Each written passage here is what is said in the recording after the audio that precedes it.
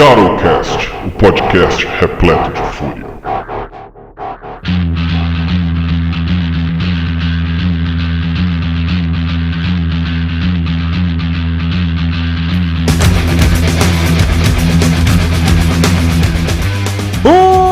De saudação para vocês, lupinos hominídeos impuros. Aqui quem fala é Chocos e o Brasil em Fúria é um Brasil sem combustível.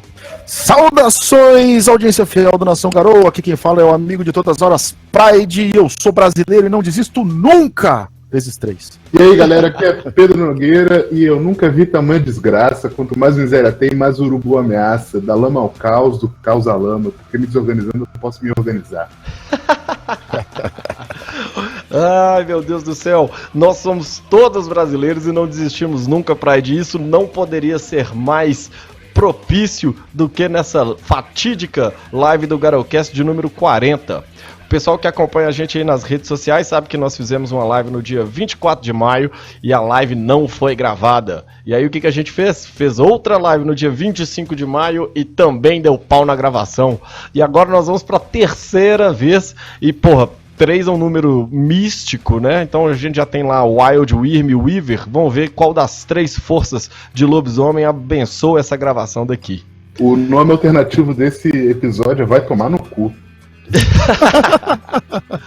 Então nós vamos trazer para você, ouvinte que não esteve presente na nossa live porque você vacilou, as informações que nós compartilhamos com o pessoal que estava presente no nosso cairn no Discord do Nação Garou. Bem, a gente já tinha anunciado antes que a nossa live de número 40 seria sobre o nosso suplemento, né? Não é nenhum segredo pra galera aí que já vem escutando a gente há algum tempo, que colaborativamente, junto com os nossos ouvintes, nós estamos organizando um suplemento que trata do Brasil no mundo de Lobisomem ao Apocalipse, e esse nosso suplemento ganhou o nome aí então de Brasil em Fúria, respeitando um pouquinho ali a tradição da White Wolf com seus Rage Across. E então a gente resolveu fazer uma live para compartilhar algumas das informações, explicar para vocês como é que isso está sendo feito, o que já tem pronto, enfim, dar um panorama geral sobre o nosso livro. Mas então, antes da gente começar, Pedro, vai na cuíca daí, meu irmão.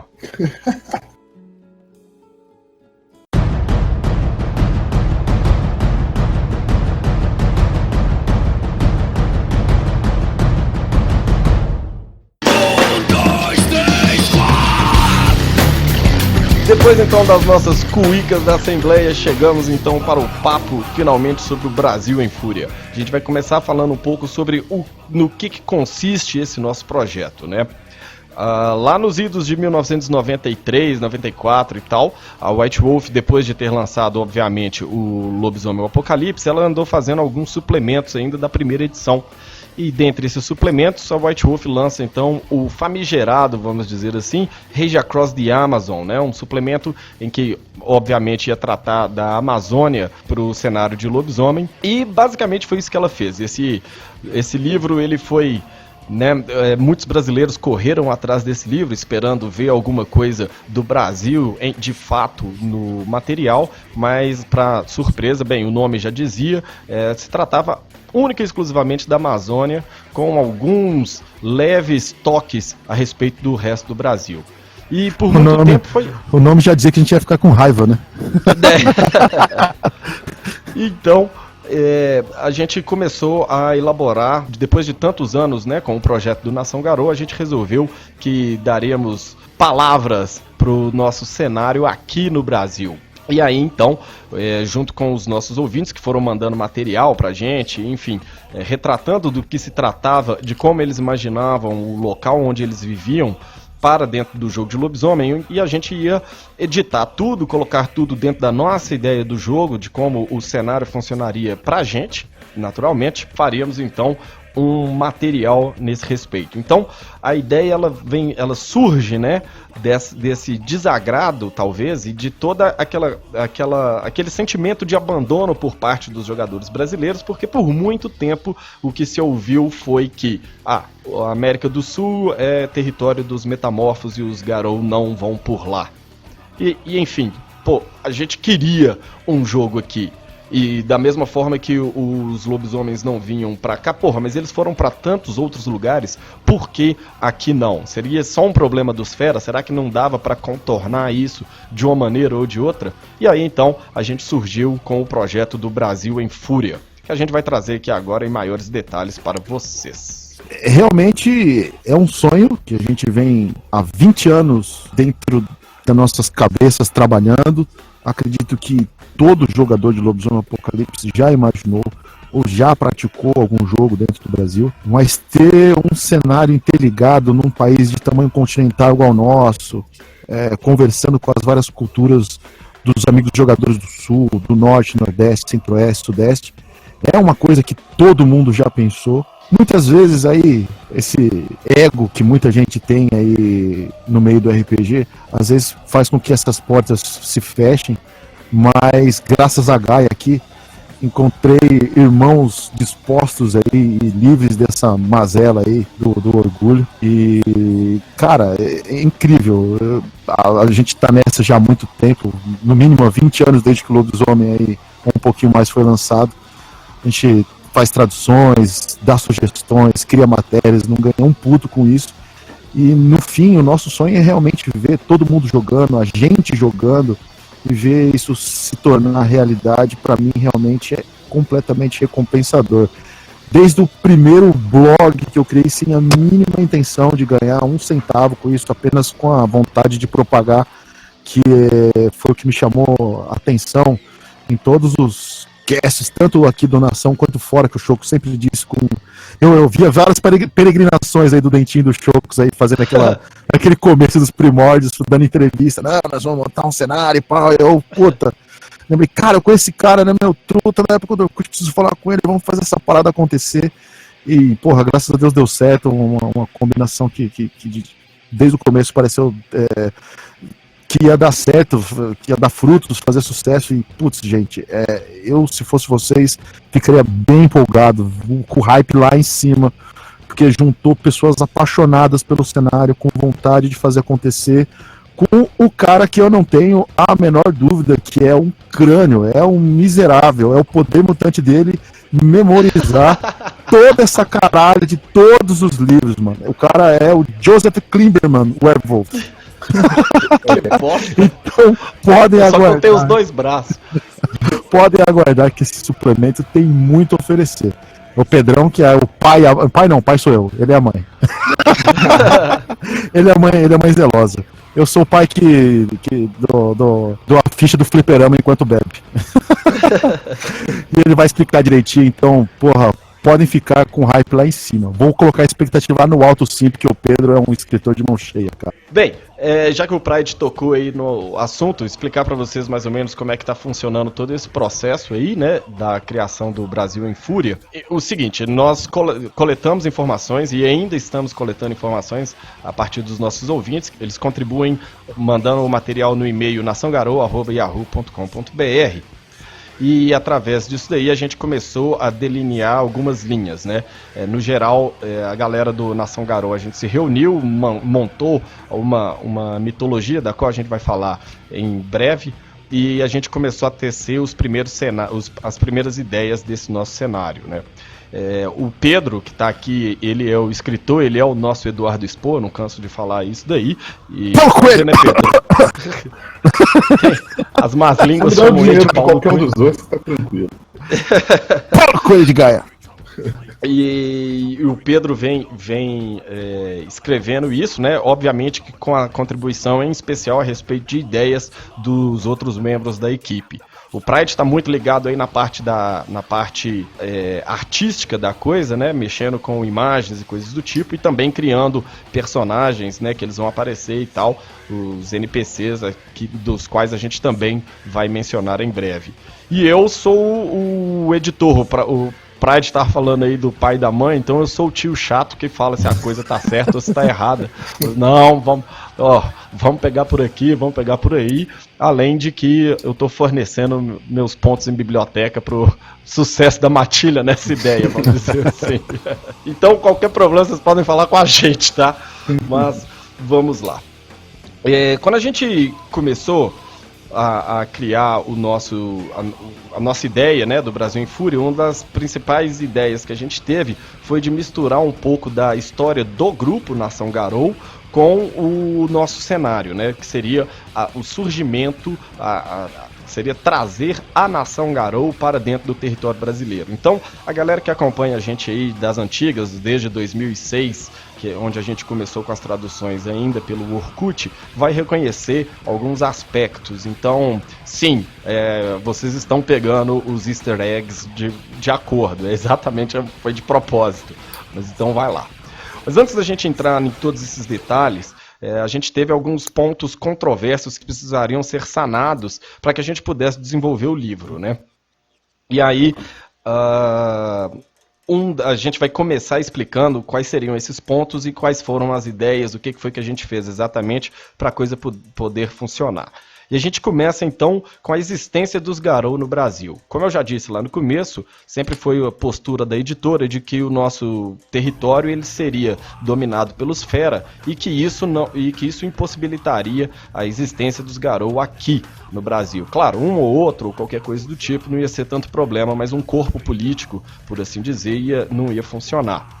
Então, a gente, olhou ali para os Estados Unidos e que, se você for parar para pensar, os Estados Unidos era território, além dos Fera, das tribos Pura. E, tem todas as outras tribos por lá, que elas se dão através de ciclos migratórios e seguindo a premissa de que os Garou têm os parentes. Então, se um parente vai, os Garou vão atrás. Então, isso claramente podia ser traduzido no nosso território. O Brasil participou, teve aí sei lá quantos ciclos migratórios que possibilitariam a vinda da maioria das tribos aqui para o nosso território, né? E um outro ponto que foi de muito...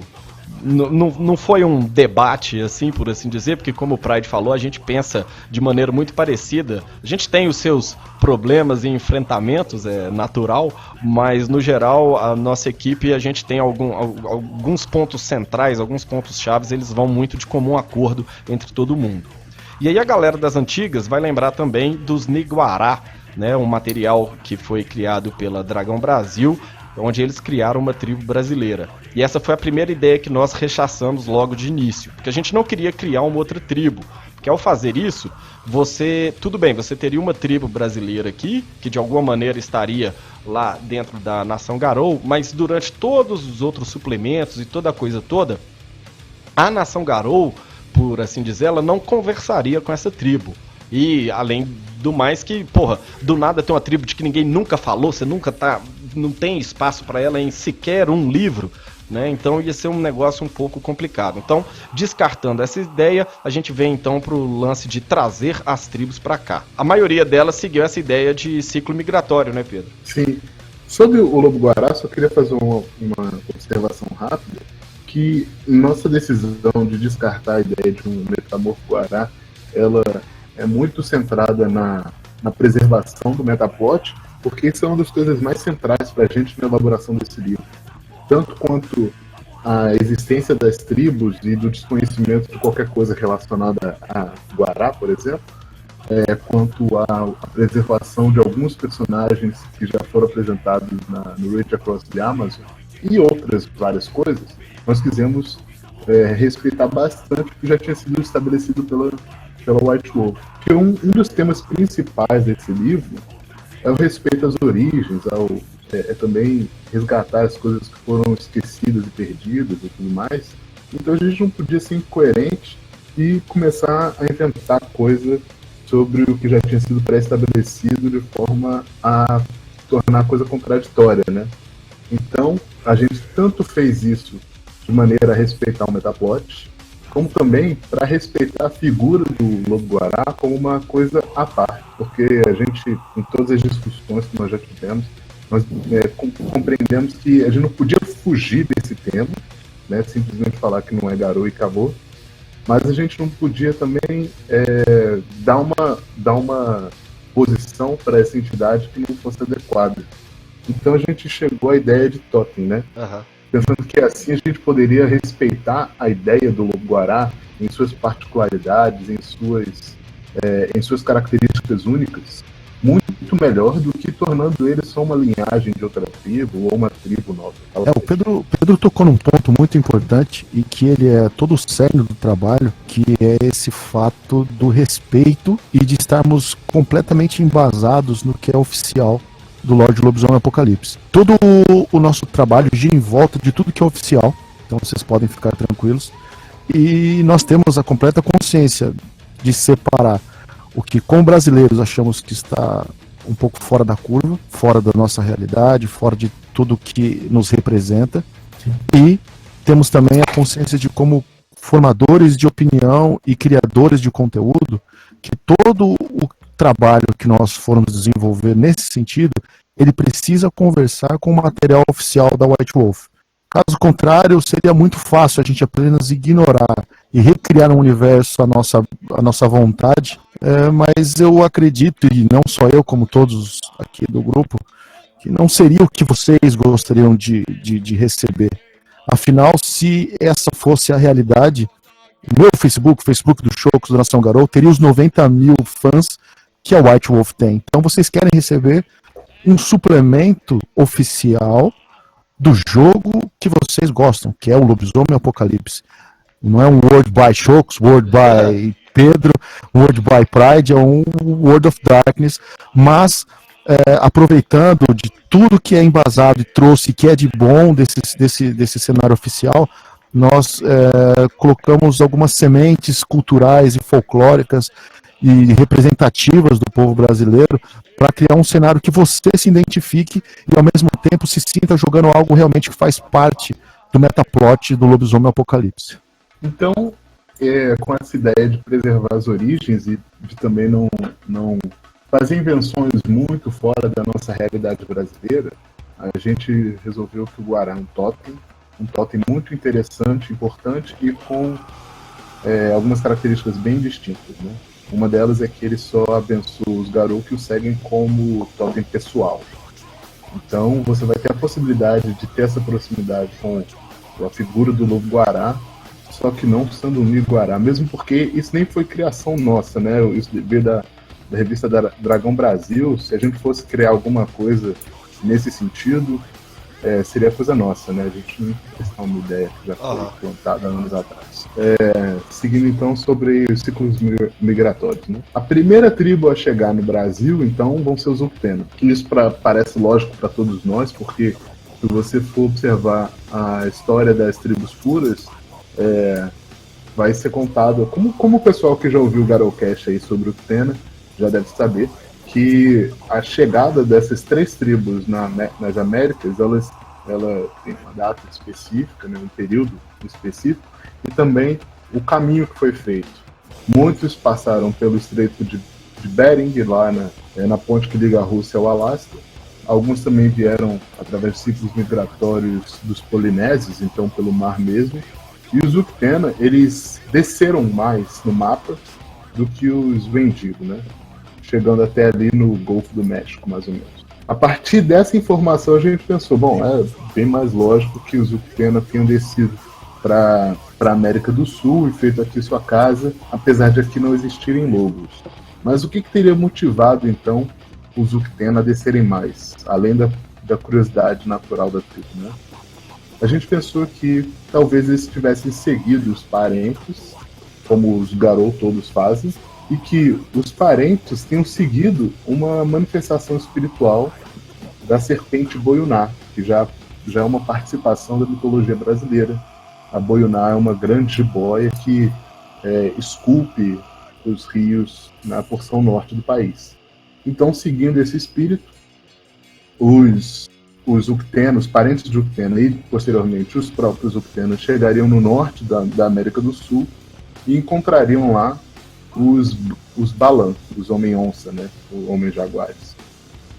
A partir desse primeiro contato, como os Uktena não têm uma postura imediatamente beligerante, eles conseguem estabelecer um pacto de não agressão, que é um pacto sangrento, muito secreto e perigoso, que é realizado entre as duas raças, permitindo assim que os Uktena acessassem a gnose bruta da América do Sul, mas só na porção norte do continente, e também só só restrito a determinados locais selvagens, e isso servia como uma espécie de respeito ao território de cada raça.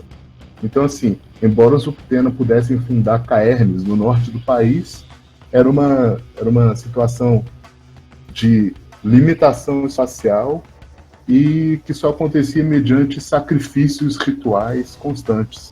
Então, a existência de lobisomens no Brasil, ela já começa pontuada por uma grande dificuldade. E limitada àquele território, né? Os Uktena acabam não descendo para o resto do país. O ouvinte pode até questionar assim, mas existiram populações indígenas por todo o país, por todo o continente, na verdade. E aí essas populações a gente tende a compreender elas como parentes das outras raças metamórficas ou simplesmente humanos mesmo. Isso aí. A segunda tribo a chegar até o Brasil é a tribo das Fúrias Negras, né? A gente pega o gancho ali do Metaplot, onde diz que as Fúrias Negras elas possuem um campo que são chamadas Desbravadoras, em que o objetivo delas é proteger todos os locais da Wild. Então elas chegam até aqui através de pontes de lua, justamente atendendo esse chamado da Wild, que ela se manifesta através do território amazônico. Só que elas não fazem elas não chegam até aqui no território físico, né? Elas chegam até a umbra do local e ali elas ficam até encontrarem até encontrarem finalmente, até elas morrerem. E a gente usa disso daí para alimentar também, né, outra lenda aí, o Pedro já citou a Boiuná, a respeito das Amazonas, né, que existiam as Icamiabas, que eram uma tribo da qual se entendia que elas era composta por mulheres guerreiras, né, que daí vem então o mito das Amazonas. E além delas, também existe o apontamento bem sutil no livro de que talvez os peregrinos silenciosos tenham visitado o Rio de Janeiro antes dos portugueses, uma vez que a gente sabe que lá na Pedra da Gávea existem inscrições que são atribuídas aos fenícios, né, dentro de cavernas e tudo mais, que tem a data anterior a Colombo. Então, tudo isso a gente resolveu retratar no livro, mas tudo isso pode ser considerado, de certa forma, também questionável, porque como tudo que é escrito na White Wolf, nós seguimos esse estilo de ter múltiplas interpretações e de deixar as definições mais ou menos em aberto. Uhum.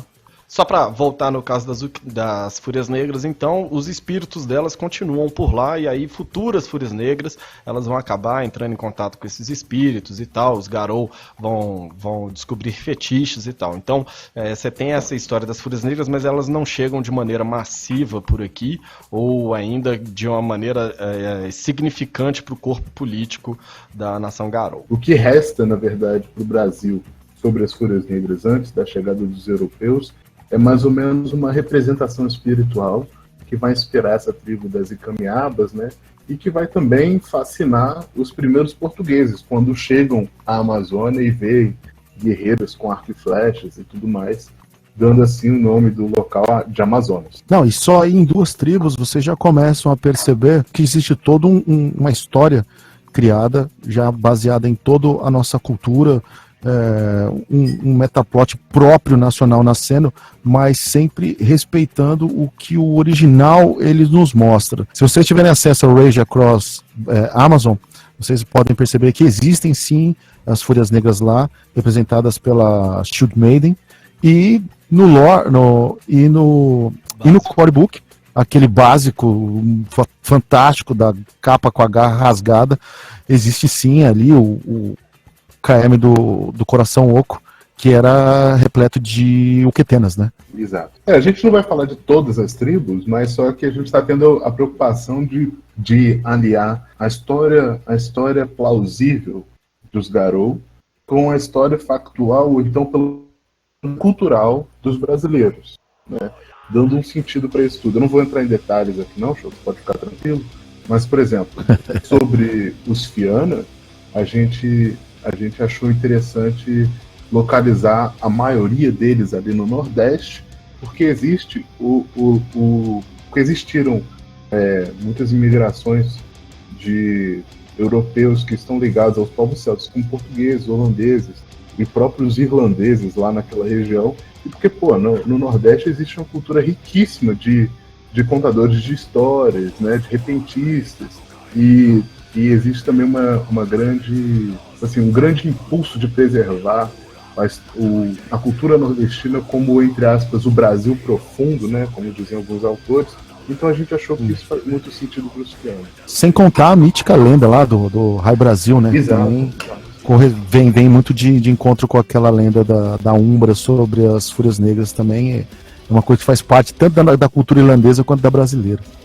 As outras tribos, né, no contexto muito geral, elas vão seguir mais ou menos isso daí que o Pedro está falando a respeito dos ciclos migratórios, né? Você tem populações de vários lugares diferentes do mundo que eles chegam até o Brasil, então a gente entende que eles poderiam trazer parentes, por consequência, trazer também os Garou.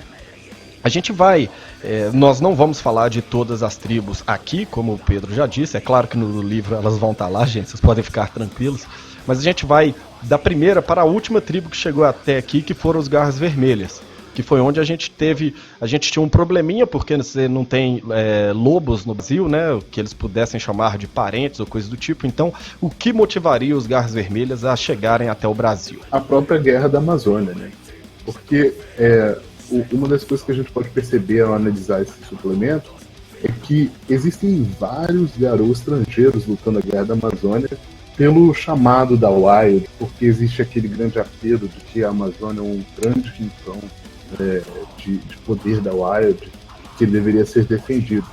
Isso faz sentido para a presença das Fúrias Negras lá, dos próprios Upiena, mas na verdade de todas as tribos. Então a gente pensou que no auge da Guerra da Amazônia, alguns Garras Vermelhas do norte da África e também da América do Norte poderiam ter sido enviados para cá, obviamente, por conta de Dua e não por avião, para que pudessem auxiliar. Então, sim, o primeiro Garra Vermelha a chegar no território brasileiro, pelo menos no nosso cenário, ele chega ali na década de 90.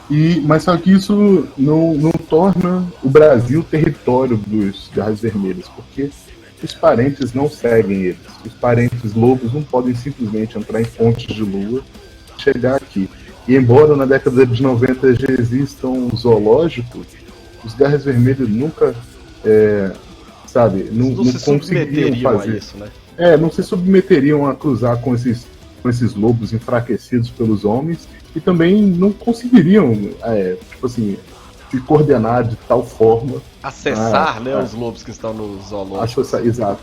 Então, os Garras Vermelhas que existem no Brasil necessariamente têm que ter vindo de fora. Além disso, a grande Garra Vermelha que primeiro chegou aqui, isso daí é um personagem que vai ser apresentado no livro, ela perdeu todos os membros de matilha e ficou extremamente traumatizada. Pela proximidade que existe com a tribo dos Cris de Fenris, e porque vários Cris de Fenris lutavam na Guerra da Amazônia, foi prometida a essa Garra Vermelha um território onde ela poderia sobreviver tranquilamente no Brasil, que vai ficar lá em Santa Catarina, mas mesmo se instalando e tendo, entre aspas, um campo de caça só para ela enlouqueceu por ter perdido os membros de matilha dela, e também a mente dela foi consumida pela Wild pela distância que existe entre ela e qualquer outro lobo, e também por estar num território que é completamente alienígena para ela. Então essa Garra Vermelha, enlouquecida, ela começa a usar um dom de Garras Vermelhas, né, chamado Maldição de Lycan, no qual ela transforma seres humanos em lobos. E ela faz isso para tentar recriar a família dela, de certa forma. Bom, é uma história trágica que cria esse personagem que é mais ou menos uma anátema para a nação Garou, porque por um lado ela é uma grande guerreira que foi trazida aqui para lutar numa guerra gloriosa, mas que por conta disso ficou enlouquecida. E o exemplo dela acaba amedrontando vários outros Garras Vermelhas de virem para o Brasil, e também sustenta várias lendas de lobisomens que existem no Brasil, especialmente lá nas regiões mais rurais de São Paulo, Santa Catarina, em que a gente já conhece, né? Aquela história do sétimo filho, das pessoas que são transformadas em lobos e tudo mais. Exatamente. Só pra lembrar que esse sétimo filho do sétimo filho é o CD do Iron Maiden. Aí aqui no Brasil é o sétimo filho homem. De um filho que só tem mulher. De uma família que só tem mulher. Mas, beleza. Bem, e aí depois então, ainda se tratando dos probleminhas que a gente enfrentaria com as tribos para poder escrevê-las aqui no nosso território, nós temos também os Wendigo, né? Porque afinal E é nessa hora que o Pride, apesar de não ser de câncer, chora. Ele tava aguardando essa. eu tava guardando. Não, acabei de criar aqui, cara. Porra, 3 cast depois tem que ter uma na ponta da língua, senão eu te demito. Mesmo sem mandar, eu te demito. Bem, aí né, porque a dificuldade vinha justamente desse isolamento que os Wendigo têm em relação às outras tribos quando se está tratando de territórios, né? Então a gente ia ter um probleminha para poder figurá-los aqui no Brasil. E aí a gente acabou resolvendo esse problema por não figurá-los no Brasil. Que afinal de contas é uma coisa que ficou muito estranha pra gente, né? Toda hora que a gente pensava assim, falava, porra, mas o Wendigo aqui no Brasil. E nós chegamos à simples conclusão de que é mais fácil do que a gente estava pensando, porque eles não cabem aqui no Brasil. Então resolveu o problema. Infelizmente. Porque eu realmente gosto muito da tribo dos Wendigo. Pô, não, eu até do caralho, mas... É do caralho. Eu até nas primeiras sketches aí da matilha, de criando os personagens, a minha primeira opção era o Wendigo, mas se vocês pegarem aí o que é de oficial, a única coisa que a gente tem de concreto de Wendigo no Brasil é a matilha da faca branca. Eles aparecem no suplemento da 2ª edição da tribo, e eles vieram de fora. Todo o resto... Ele afirma que até mesmo os anciões, eles aconselham que os Wendigo não vá para tão longe aos territórios dele. O único suplemento que ele tenta um pouquinho abranger um pouco mais a distribuição dessa tribo é o Mind's Eye Theater, mas ele não tem um fator não tem um fator oficial no metaplot. Ele expandiu ainda, e mesmo assim ele expandiu muito pouco, para alguns pontos ali muito próximos além do Alasca, ali na Rússia, em alguns pontos da Europa, mas não muito longe disso. Então como a tribo é muito sustentada na ideia de rancor e de ter perdido as terras puras e essa tristeza em relação ao passado, fica muito sem sentido a gente trazer eles para o Brasil. E a gente pensa até que se por acaso viessem, eles teriam ido lá para uma região mais ao sul, tipo a Terra do Fogo lá no Chile, qualquer coisa assim. Ou na Patagônia, né? Patagônia, né? Canibalismo de pinguim, essa coisa toda, né? Mas, enfim. Mas assim, o mais próximo que a gente vai ter de Wendigo aí no Brasil é a arte da corvinha do Wendigo dos Campos. Tem que lembrar que vale a pena gloriosa arte. A arte essa que está disponível para você, ouvinte, ver aí no post nosso aí. O Garra Vermelha também, só para não esquecer. Assim como o primeiro Garra Vermelha que chegou por aqui. Mas vale a pena só dar uma ressaltada para que não fique mal entendido. Nós não falamos que você não poderá jogar com Wendigo em território nacional.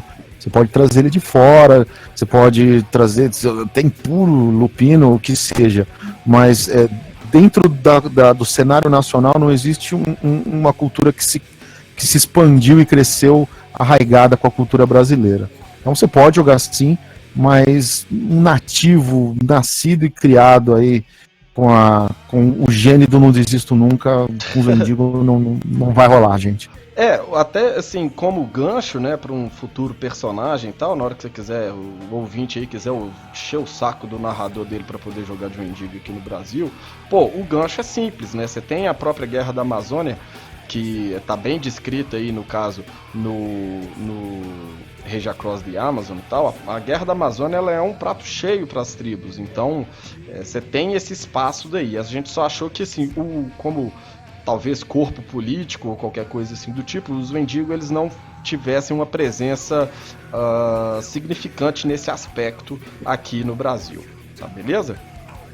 Então, de resto, fica aí pra você, fã do Wendigo, dá seu pulo aí com o seu narrador, mas infelizmente nós não encontramos nenhuma maneira. Faz um Wendigo das quebradas, cheio de implante cibernético, que vem pro Brasil voando com as asas da coruja. Tá aqui, pariu. E aí você já faça o ritual de escárnio e pode me chamar que eu tô querendo participar. Bem, a respeito então de como as tribos elas passam a figurar aqui no nosso cenário, a gente já tem explicado ali assim, mais ou menos. Então, com todas as tribos aqui no Brasil, né, umas depois das outras ou qualquer coisa do tipo, a gente se preocupou de fazer um corpo político da nação Garou aqui no Brasil. Por que isso? Porque o simples fato de terem as tribos aqui no Brasil, né, isso possibilitaria que você jogasse no cenário, é claro, eles estariam ali. Mas isso não ia fazer com que o cenário conversasse, o cenário oficial da White Wolf conversasse com o nosso material. Então a gente teve essa preocupação de trazer um pouco dessa política da nação Garou aqui para dentro. E aí não tem como a gente não falar de política sem falar dos presos de prata. Os presos de prata eles foram a peça fundamental, né, a primeira pedra que a gente colocou nessa ideia nossa, nessa construção do corpo político da nação Garou aqui. E os presos de prata eles possuem uma casa aqui no Brasil. Né, nós desenvolvemos essa ideia a partir das casas perdidas dos presos de prata, né, que lá no começo, desde o início dos tempos, eles dizem que eles têm 13, então a gente simplesmente criar mais uma ia ser um negócio meio bizarro, só que a gente pega um gancho de que tem uma casa perdida dos presos, em que se acreditam que os membros dessa casa foram os responsáveis pelo começo da Guerra da Fúria. E aí a gente gostou dessa ideia justamente pela América do Sul ela ter uma Guerra da Fúria 2.0, né, que são quando os europeus chegam por aqui e eles encontram na cabeça dele as atrocidades que seriam as outras raças, né, como por exemplo os Camazote, os Mocolé e tal tudo. Então eles ligam essas visões dessas raças como raças da Wyrm e eles começam a lutar novamente contra essas raças. Então, a gente pega esse gancho e o que a gente fez foi o seguinte, os descendentes dos membros dessa casa, eles acabam vindo para o Brasil também, né, em busca de uma redenção ou qualquer coisa do tipo, e esses membros, eles constituem, né, a primeira vinda dos portugueses para cá foi aquela galera da baixa nobreza. Então, era uma galera que tinha dívida, eram alguns bandidos, mas o cara tinha um nome respeitado na sociedade de lá e tal, e então esses caras foram enviados através dos navios aqui para o Brasil. E aí a gente brinca com isso e a gente monta então a Casa da Coroa Austral. Essa casa ela tem como totem, né? Ela segue a arpia, que os presos de prata logo identificam a arpia como sendo um membro da ninhada do Falcão. E eles começam a se organizar por aqui. Afinal de contas, eles ainda são os nobres, mesmo que lá na Europa eles fossem da baixa nobreza, eles ainda são os nobres dentro da nação Garou e aqui eles deveriam também governar. E os presos de prata passam por esse momento. Eles se juntam e até que depois de algum período, né, você já começa a ter os presos de prata brasileiros. Vou dar esse nome aqui porque eles já existem presos de prata nascidos no Brasil. E a coisa muda um pouco de figura quando, durante a Guerra Napoleônica, a família real portuguesa vem para o Brasil e junto com eles vem muita gente da corte, o que agora nós estamos chamando de alta nobreza. E aí então vem esses presos de prata que nós estamos tratando aqui agora como presos de prata de raça pura 4 ou 5. E esses presos de prata europeus, ao chegar aqui no Brasil, eles encontram esse corpo político, mas porra, nós somos mais nobres do que vocês que se dizem nobres. Então os presos de prata eles começam a ter um problema entre eles têm um racha entre os presos de prata brasileiros e os presos de prata europeus. Né, É importante esclarecer aqui que esses primeiros presos de prata, entre aspas, ralé, eles têm aí eles têm mais de 300 anos de imigração no Brasil. Então, a partir de 1500 até 1808, os presos de prata que aqui chegavam seriam pertencentes a essa escória dos presos de prata. Né? Lembrando que escória, nesse sentido, é bem mais nobre do que qualquer outra raça. O cara ele é pelo menos um conde. Isso. Né? É tipo Mas isso. A partir de 1800 vem um grupo de presos de prata mais nobres do que esses primeiros, em bem menor número. Mas eles vêm também munidos de todo um prestígio ancestral. E aí acontece essa divisão que o Chocos comentou. Tem um elemento que é importante na história dos presos de prata que diz respeito a outra tribo, que é a capacidade de ter contato com a gnose do local. Como eu falei lá no início, os Uktena, para conseguirem acessar a gnose selvagem no Brasil, tiveram que fazer um pacto muito difícil e sangrento com os Bastê. Os outros Garou simplesmente não conseguem acessar a gnose selvagem. Então, vai existir uma história que vai permitir que os Garou façam isso, mas só a partir de 1700. Entre 1707, lá na Guerra dos Emboabas, até 1808, nesses 101 anos, os presas de prata ralé conseguiram começar a se estabelecer com certo poder. Então, quando os presas de prata nobres, realmente nobres, chegam ao Brasil, eles enfrentam essa divergência dentro da própria tribo. E esse é um papo que a gente teve durante a semana e que eu gosto muito. Eu, Pedro, a gente troca muito figurinha e é bastante divertido, principalmente porque a gente está criando coisa do cenário. Magia morena. Magia morena. Show que tem magia negra, a gente tem a magia morena. E cara, a gente brincar tanto com o lore oficial e com algumas referências históricas, essa rixa aí da Casa de Orleans e Bragança no Rio, alguma resistência começando aqui no Sudeste e as várias manifestações de independência, de libertação, de não se curvar à coroa, dando um brio próprio para a casa da coroa austral e resgatando esse sentimento de que sim, não temos raça pura 5, mas sim, somos heróis, e essa é nossa terra, vamos brigar por isso. Não vamos aceitar os comandos autoritários da monarquia portuguesa pertencente à Casa dos Olhos Cintilantes. Então, porra, é uma coisa que realmente tem a ver com a nossa história, né? A partir do momento em que esses movimentos separatistas de estados, essa rixa meio Rio-São Paulo, as vitórias da coroa, esse êxodo um pouco mais ao sul para o Paraná, então podem aguardar, é uma história muito bem feita, um carinho e um cuidado muito grande por parte dos presos de prata, embora o Chocos aí ele queira boicotar a tribo do Falcão, a gente aí usa uns pontinhos de força de vontade e influência para tentar fazer ele olhar para o outro lado enquanto a gente trata da melhor forma possível aí os reis da nação. De fazer ele olhar para o outro lado, a ideia foi minha, porra. Só esclarecer aí ao pessoal que apesar da gente pegar bastante inspiração na história da monarquia versus república, na história do Brasil, falar de instauração de um corpo político, isso diz respeito só aos Garou. A gente não está querendo colocar nenhum tipo de discurso ideológico, puxar nenhum debate da política real. Isso aqui é um jogo. Então, fica apenas no campo da interpretação, do conselho Garou. Bom, o bom senso é o que tem reinado desde o começo do cast aí, então espero que vocês absorvam isso. Nada de que dentro do jogo se extrapole aí para esses pró-partidismos aí. A nossa intenção é o entretenimento, nós não queremos tomar partido nenhum nessa bagunça aí. Além de que isso puxa outro ponto, que era um costume bem prevalente na White Wolf, até principalmente a segunda edição, de utilizar figuras históricas dentro do próprio lore. A gente está rejeitando um pouco essa ideia, não totalmente. Existirão, sim, figuras históricas, talvez como totens até, ou influência para algumas organizações, mas não é nosso foco aqui. A gente quer deixar a criação do cenário como a gente tem feito, aberta, coletiva. Então, se até agora nós estamos recebendo materiais para construir esse livro, depois de pronto a gente quer que ele ainda esteja aberto à construção. Por isso nós afastamos tanto alguns personagens muito fortes, como a gente vai dizer daqui a pouco da Amazônia, como também nós estamos tentando evitar de, sei lá, transformar o Dom Pedro II num Creed Fenris, tá entendendo?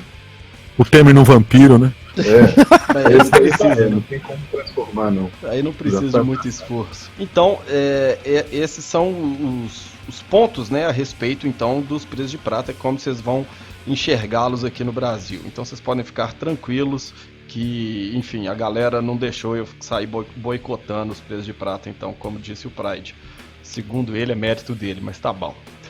Não é mérito, não, pelo amor de Deus. A gente sabe pelo amor de Deus, não falei isso. Não falei isso. Bem, se os Presas de Prata estão organizados dessa maneira, não ia ter como falar sobre o corpo político da nação Garou, sem então a contraparte, né, o outro lado da moeda, que são justamente os Senhores das Sombras.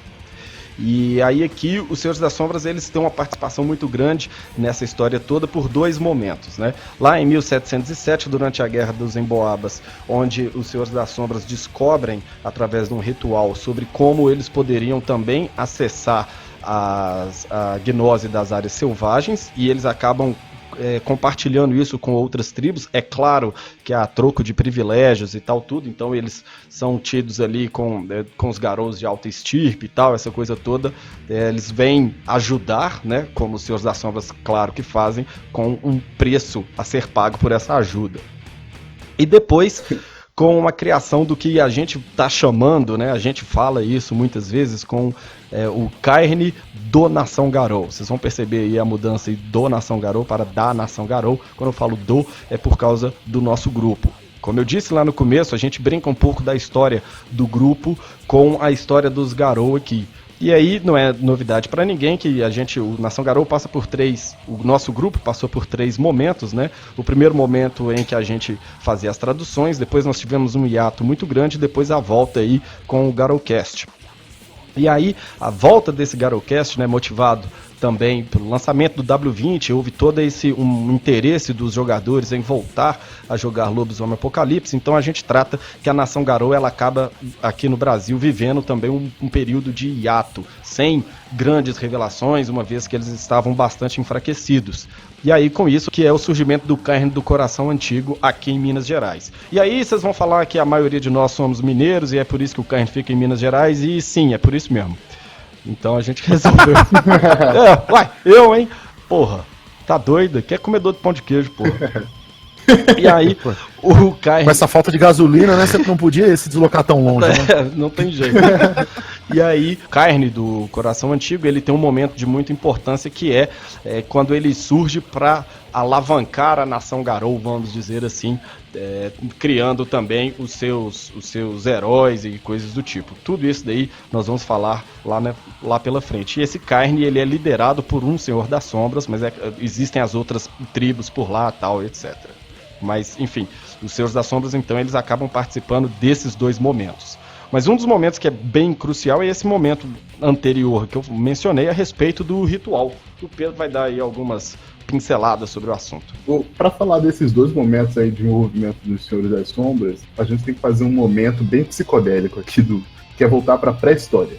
Então a gente criou uma mitologia para fundamentar vários elementos, vários inimigos também do nosso cenário.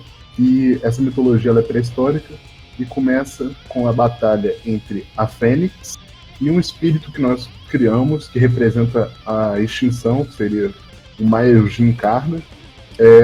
Muito inspirado também lá pela Devoradora de Tempestades do cenário de Wild West. A gente pensou, poxa, esse tem um puta malditão foda naquele cenário, por que não fazer a mesma coisa aqui?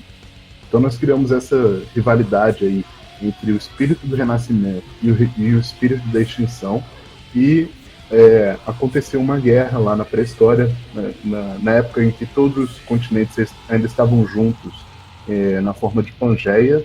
E aqui eu não estou falando do reino espiritual, estou falando da Pangeia mesmo, o supercontinente. E durante essa batalha, embora a Fênix tenha sido vitoriosa, ela ficou muito enfraquecida, e o espírito da extinção, num momento crucial, conseguiu se dividir em 3 espíritos menores, que vão ser o espírito da fome, da escravidão e do genocídio, que consegue executar um último ataque contra a Fênix, e o espírito da fome engole a Fênix e ela fica imodor por milênios, até que ela ressuscita dentro do estômago da fome. Que nesse caso aqui é o espírito que a gente deu o nome de Wakoru.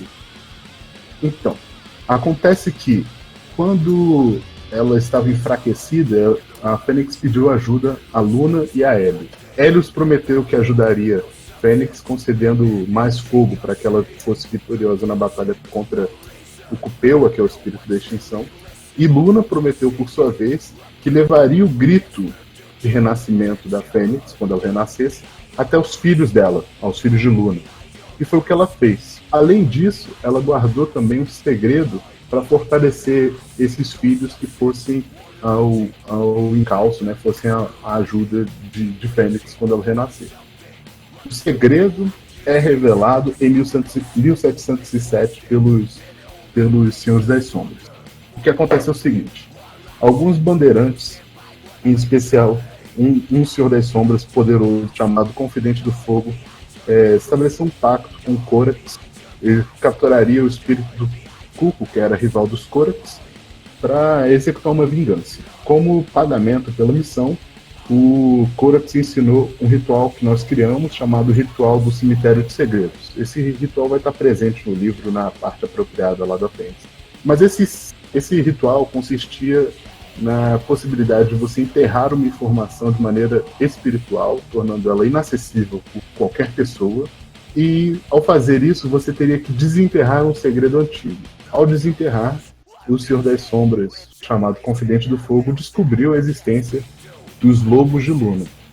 Como eu já falei mais cedo, até esse período, os lobisomens não conseguiam acessar a gnose bruta das regiões selvagens, apenas o Zuctena, mediante o ritual de Boiuná. Mas, a partir do momento que descobrem esses 5 lobos de Luna, a representatividade espiritual do animal lobo passa a existir na Umbra brasileira. E aí, por conta dessa representatividade, os lobisomens começam a acessar também a gnose selvagem. E aí eles começam a se fortalecer, sendo capazes de fundar ou de roubar carnes selvagens de outras raças metamórficas. É a partir de 1707 também, nesse contexto aí da Guerra dos Emboabas, das entradas de bandeiras e tudo mais, que se intensifica então a tal Segunda Guerra da Fúria, porque os lobisomens começam a avançar para regiões mais densas do território, né? E começam a batalhar contra os Basté, principalmente, mas também com Mocolé e outras raças. Outras tribos, ao invés de roubarem os caernes dessas raças metamórficas, puderam fundar caernes novos. É só a partir de 1707, então, que os Garou representam uma real ameaça contra as raças metamórficas que aqui estão. E essa ameaça ela nunca cessa. Tanto é que é cânone do Rage Across the Amazon que, além dos dançarinos da Espiral Negra, da Pentex e das 13 tribos, outros envolvidos naqueles conflitos são os Bastet, né? Então a gente quis preservar essa possibilidade de enfrentamento até o tempo presente. Isso daí, então, demonstra como nós estamos muito mais próximos no Brasil dos conflitos que são considerados passado da nação Garou e outras regiões. Beleza. Bem, então, o Pedro estava mencionando aí a respeito dos Fera. Esse é um outro probleminha que a gente tinha, que era a respeito do foco que os Feras teriam no livro, né? A White Wolf vive falando que é um território deles, sem problema, mas quando a gente estava escrevendo, a gente resolveu escrever um material para o Lobisomem Apocalipse. E para fazer isso, a gente não queria que, vou ler isso daqui para jogar com o Bastet, por exemplo. Pô, pra você jogar com o Bastet, tudo que você precisa é ler o livro do Bastet, não o material que a gente vai escrever ou qualquer coisa do tipo. Então, é óbvio que os Fera vão estar aqui presentes, sem nenhum problema, mas o foco aqui é a respeito dos lobisomens, né? As 13 tribos, como elas se relacionariam aqui, quais seriam os problemas que elas enfrentariam, a história delas e o momento atual em que elas vivem, beleza? Então, os Fera eles vão aparecer naturalmente, mas o foco não é sobre eles. Quem sabe depois a gente pode fazer um suplemento sobre suplemento e aí a gente trata as outras raças metamórficas que aqui estariam no Brasil. Mas só para ficar bem claro aí para o nosso ouvinte. O que o pessoal vai receber nessa primeira fase, vamos dizer assim, é um compilado geral de ideias de como você desenvolver uma campanha interligada com todo o país de Lobisomem Apocalipse. Nós não podemos nos fazer de rogado e falar dessa água não beberemos, mas mais para frente a gente pode tentar pensar aí, dependendo da resposta de vocês, suplementos baseados talvez nos Feras ou especificamente em regiões para detalhar ainda mais o que pode ser explorado dentro de cada um dos pontos aí do Brasil. Os Fera eles aparecem sim nesse livro, eu já citei, já falei dos Bastet, já falei dos Corax, já falei dos Mocolé, mas eles só aparecem do ponto de vista dos Garou e Se aparecer mais informação, vai ser provavelmente na forma de um antagonista, não como algo para você jogar. Você vai jogar de lobisomem com esse livro que a gente está mencionando. Isso aí. E se tratando de lobisomens, o Pride já mencionou, a gente teve sempre muito cuidado em respeitar o metaplot, né? Se tratando do metaplot, muitas das coisas que a gente tinha era a respeito do Rage Across the Amazon, né? Que, como eu já disse lá no começo, era um suplemento meio ingrato para os brasileiros. De toda forma, a gente trata com as informações que estão presentes no Rage Across the Amazon, elas são cânones. Porém, a gente tem acabou rolando aí uma benesse, porque esse suplemento foi escrito há muito tempo atrás, né? Foi escrito há mais de 20 anos. E foi escrito por estrangeiros, e os personagens principais apresentados no livro também são estrangeiros. Isso. Então, isso acaba sendo bom pra gente, porque vão aparecer coisas que não fazem sentido pro brasileiro, como, sei lá, por exemplo, a lenda de Eldorado, mas que faz sentido para um estrangeiro que mal conhece o Brasil, falando erroneamente sobre o cenário. Mas com brasileiros falando sobre brasileiros, a gente teve que fazer algumas mudanças. Isso. E aí muitas dessas mudanças elas se acarretaram com a atualização do livro. Tá certo? E além do fato de que o livro ele fala sobre a Amazônia, e nós queríamos englobar as outras regiões do nosso país. Então, nós fizemos essas atualizações e algumas das mudanças. E aí, Pedro, qual você diria que foi a principal mudança? Eu quero ver o que você vai falar agora. Presas primeiro. Presas primeiro, então nós temos aí vamos falar, porque tem primeiro no nome, né? Vou tirar isso logo do caminho. Exatamente. Então, a gente tem aí um pouco a respeito do He-Man da Amazônia, como tantas vezes nós já mencionamos aqui no Garocast, que é o Gogol Presas primeiro. A gente teve uma preocupação em tratar o Garou lendário dos Cris de Fenris, que era... Bem, a primeira coisa é que nós, do Nação Garou, nós não gostamos do personagem. A gente já deixou isso claro de outras formas, né? E, além disso, ele começava a ser um empecilho, porque tudo no Brasil seria muito centrado nele. E ele puxa muito o jogo e o metaplot para dentro da Guerra da Amazônia. E nós queríamos fugir um pouco daquilo ali. Obviamente, respeitando o Cria de Fenris e os seus fanáticos ouvintes, né? Que gostam tanto da tribo do Lobo Fenris. Ainda assim, nós resolvemos então que nós mataríamos o Gogol. Calma, peraí. Como assim? Existem formas de interpretar isso aí. Como o Choco já falou, o Gogol ele tem uma gravidade muito grande no cenário.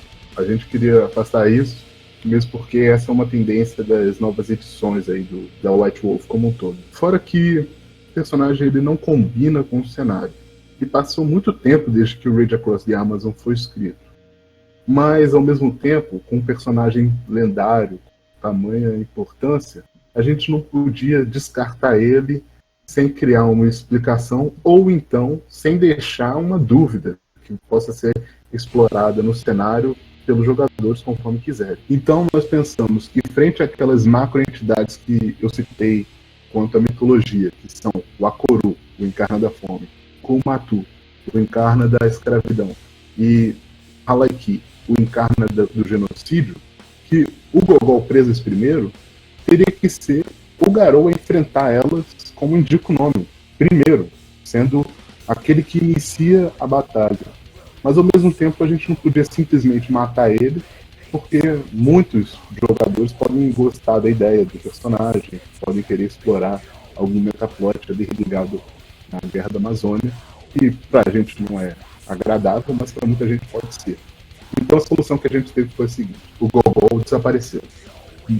A maioria dos lobisomens da Nação Garou no Brasil acredita que ele de fato morreu, mas os antepassados, os ancestrais dos Cria de Fenris não receberam Gogol ainda nos portões lá do Reino Umbral. Então existe essa dúvida se ele foi morto ou se ele está desaparecido simplesmente. Mas fato é que ele não está em cena.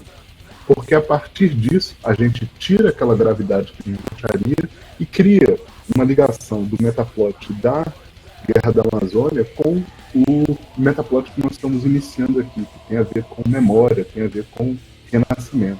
Então faz muito sentido para a gente apagar do cenário o Garou lendário justamente para que exista a falta dele.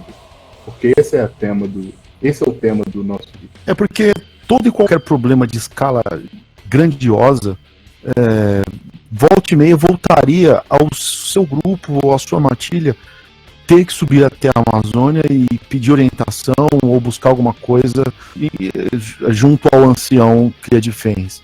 E todo mestre sabe o quanto é chato isso, porque acaba ficando apenas os office boys de Gaia, levando ao grande herói do cenário para que ele resolva toda e qualquer situação.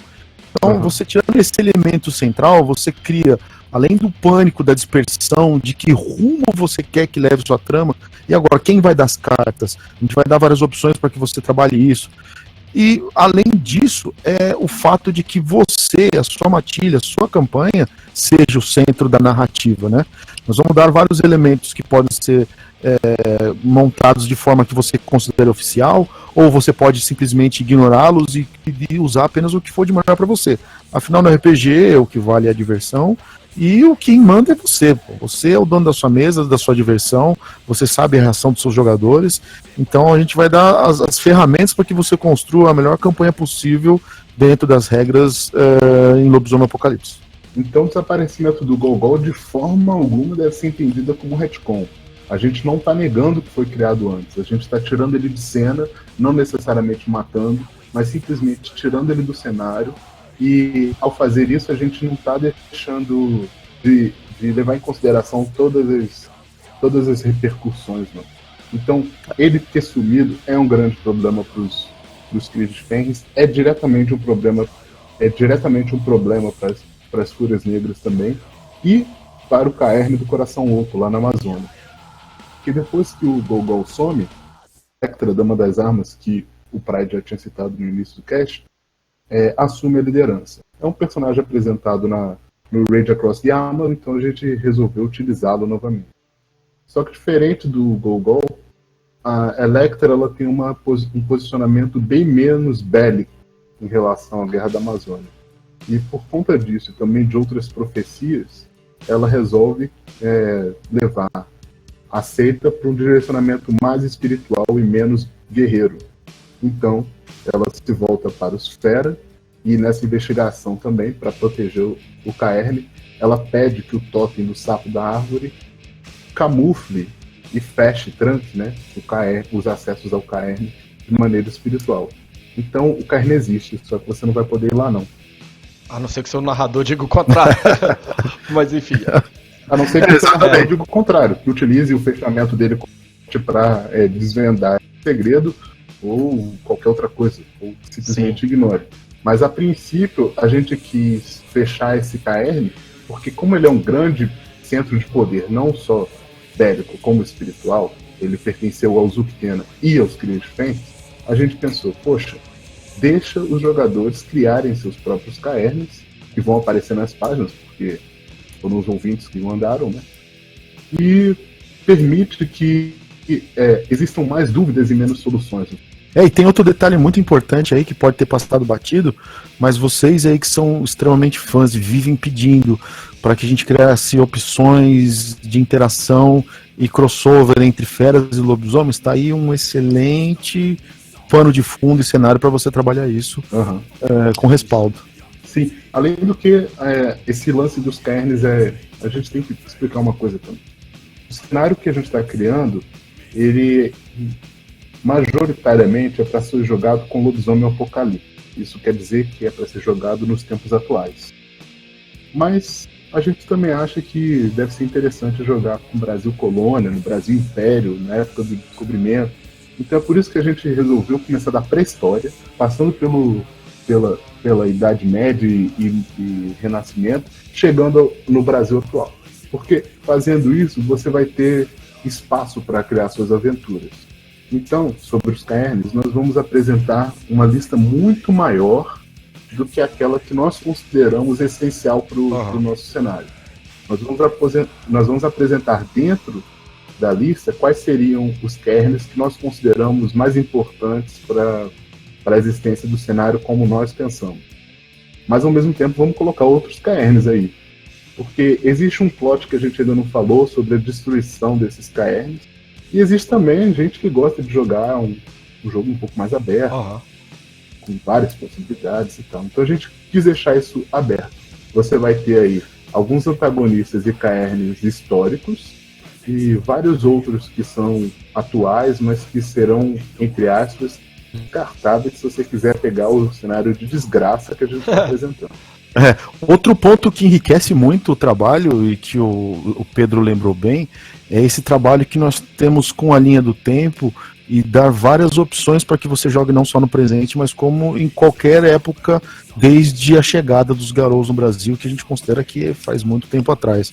E você vai pegando um pontinho ou outro aí do que a gente vai dando aí de spoiler do que vai aparecer. Penso o quão foda é você trabalhar essa rixa aí entre os alta sociedade presa de prata, baixa sociedade presa de prata, e movimentos históricos como a independência, como a proclamação da República. Eu uso muito isso nas minhas campanhas. Eu tenho um presa de prata que tem esse lore aí, que ele faz parte de uma família que faz parte da baixa realeza. Então Mas é foda. Você fala justamente sobre os dois movimentos que eu não escrevi no livro, né? Olha, gente, o negócio é o seguinte, é bom que o Pride falou sobre isso, né? Porque ele tem uma visão sobre alguns eventos históricos que podem ter uma participação do Garou, e eu discordo um pouco. Isso daí a gente está colocando no livro de maneira mais ou menos... Tem vários movimentos sociais e guerras e coisas que são muito interessantes serem exploradas no Brasil, mas a gente não fala a minúcia sobre todas elas. Não, sim, exatamente. Porque, por exemplo, a Inconfidência Mineira, ela é uma coisa muito mundana no sentido de ser humana, né? Então a gente pensou, poxa, sei lá, Canudos, o banditismo lá no Nordeste faz muito mais sentido para os Garou, mas Inconfidência Mineira, Proclamação da República, nem tanto, entende? Não, concordo plenamente, mas eu não sei se eu me fiz entender direitinho. É que alguns movimentos, eles podem indiretamente influenciar algumas coisas de plot. Claro. Eu não tô falando de um lobisomem com um sabre na mão gritando independência ou morde na margem do rio. Até porque ele ia gritar independência ou morde. E aí, beleza. Independência ou morre, filha da puta português. Corta a cabeça dele, né? Mas, querendo ou não, se você está explorando essa coisa da politicagem dos reis que querem governar, vira tipo mais ou menos um Game of Thrones entre os presas de prata, a alta casa, a baixa casa, querendo ou não, a independência e a proclamação da República enfraquece a monarquia, que são os caras que estão mais ligados. Então, um bom mestre sabe como aproveitar esses ganchos. Volto a falar, nós não vamos dizer com minúcia sobre esses movimentos históricos e afirmar efetivamente, olha só, o Marechal Deodoro da Fonseca era um parente. Mas se você quiser usar isso, é uma boa chave para a sua campanha. Eu utilizei muito isso. Chega um senhor das sombras e fala aí, meu, dá aquela traída básica no Pedrão II, vamos fazer aqui essa porra um lugar livre. Aí, todo mundo ganha, nós senhores das sombras, vocês aí da Casa da Coroa Austral, porra, tem um puta plot do caralho para você trabalhar. Só para dar um exemplo aí do que a gente fez, né? Tem a Guerra dos Emboabas, que a gente já citou, que tem todo um plot espiritual relacionado aos Senhores das Sombras, e eventualmente a todas as tribos, né? E tem também, por exemplo, a Guerrilha dos Muras, que aconteceu lá na Amazônia, que foi extremamente violenta, se desenrolou por muito tempo, e a gente descreveu como tendo envolvimento óbvio dos Uktena, mas posteriormente a gente criou que o sistema de wards instituído pelo Gol-Gol, que era composto de um esquadrão de 3 matilhas, a gente definiu que esses wargs ele criou a partir de estudos que ele fez sobre a Guerrilha dos Muras. Então a gente tenta aliar as coisas assim de maneira mais pincelada para dar abertura para os narradores e jogadores serem bem criativos. Isso aí. Bem, o Pedro mais cedo ele falou um pouquinho aí a respeito do cenário ser todo desgraçado. Então agora, Pedro, vou pegar um trilho aí de quando você estava mencionando aí a respeito das macroentidades, fome, escravidão, genocídio e extinção. Ou ainda o Akoru, Kulmatu, Halaki e Ukupewa, que são os nomes que nós demos para esses Encarna. Bem, só pelo simples nome, né, o ouvinte aí já consegue perceber que são 4 temas que eles estão bastante presentes na história do Brasil e assim como parte da atualidade, né? E, bem, o Pedro já mencionou, né? A gente via ali o Wild West, porra, a Devoradora de Tempestades, aquela coisa toda, e assim como a tríade da Wyrm, né? A Devoradora de Almas, Corruptor e Fera da Guerra. E aí, a nossa ideia começou a ser que nós queríamos que o nosso cenário ele fosse espiritualmente significativo. Com qual ideia? Se a gente simplesmente colocasse aqui um dançarino da Espiral Negra, alguma colmeia ou alguma coisa assim muito poderoso, vamos dizer assim, um inimigo à la Zizak, esse inimigo, ele é passageiro. Porque, tipo assim, porra, tá, beleza, a Zizak vai morrer quando? Nunca, né? Porque ninguém vai conseguir matar a filha da puta. Mas beleza, se você esperar uns anos, ela morre de velhice. Sacou? Ou se você tiver um jogador muito sortudo nos dados, ele mata ela. Vai, assim, muito sortudo mesmo, mas enfim. Então, esse conflito físico, ele existe no livro, é claro. Só que a gente preferiu esse aspecto espiritual como inimigo, justamente para também dar o tom do cenário. Então nós temos essas 4 macro-entidades em que elas participaram, né? Elas estavam presentes já na mitologia nossa, lá nos tempos de pré-história, como o Pedro já havia descrito, e também nós temos os outros inimigos físicos, que aí também, pro ouvinte mais atento, ele já viu e leu alguma coisa a respeito de alguns dos NPCs que nós colocamos ali no blog do Pride, no Rage Across BR. Então, se você ainda não viu, dá uma olhada lá, confere que tem algumas coisas a respeito da história e também das imagens desses inimigos, desses antagonistas que nós estamos colocando pouco a pouco por lá. A gente teve a preocupação de criar antagonistas que eles realmente fossem problemáticos para os Garou, porque a gente sabe o tanto um lobisomem ou uma matilha de lobisomem é mortífera, né? Eles podem resolver a maior parte dos problemas simplesmente derramando sangue. Mas a gente criou um personagem que tem uma forte influência política, uma espécie de rei do crime no alto da sua torre, né? Ou sei lá. Rei do crime não, pô, Lex Luthor, pô. Melhor, Lex Luthor, que é o Fomor, né? O Dr. Schneider. Desculpa, o diretor Schneider. E também um outro vilão que ele morreria, ou na verdade ele primeiro seria tomado pelo delírio e depois ele morreria. E é simplesmente um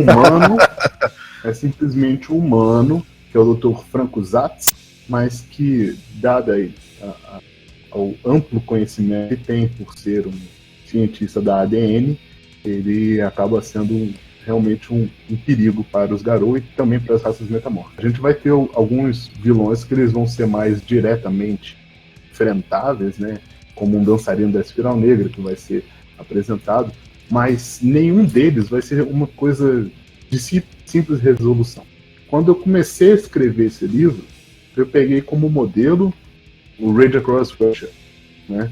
Que é muito melhor do que o Rage Across the Amazon, e ele apresenta lá um vilão que você não vai vencer, que é a porra da Baba Yaga, que além de ser extremamente roubada, tem uma legião de servos e seguidores e exércitos e mais uma infinidade de desgraças.